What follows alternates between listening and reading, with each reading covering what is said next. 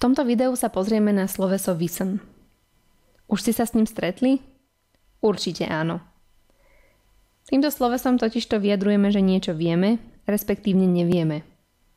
Používame ho, keď vyjadrujeme nejakú vedomosť, informáciu. Tu treba zdôrazniť, že ho nepoužívame, keď hovoríme o nejakej zručnosti. Na to nám slúži modálne sloveso können.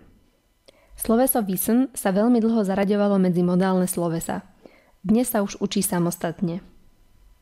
V starej literatúre ešte môže byť zaradené medzi modálne slovesa.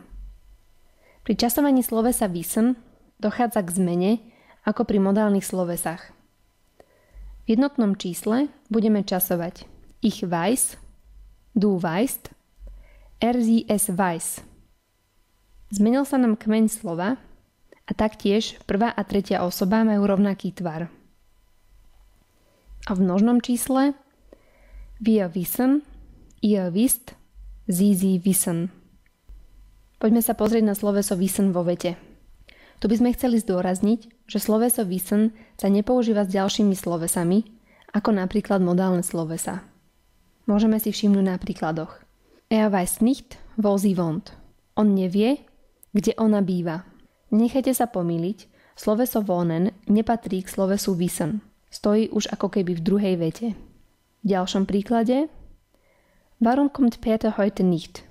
Prečo dnes Peter nepríde? Ich weiß es nicht. Neviem. A v ďalšom príklade Wissen Sie, wann der Chef in die Arbeit kommt? Viete, kedy príde šéf do práce? Opäť máme vetu rozdelenú na hlavnú a vedľajšiu. Sloveso wissen stojí samostatne. A ešte je dôležité spomenúť si časovanie slovesa wissen v minulom čase. V jednotnom čísle ich wusste, du wusstest, sie es wusste a v množnom čísle wir wussten, ihr wusstet, sie wussten. Bolo vám slovíčko wissen známe, však?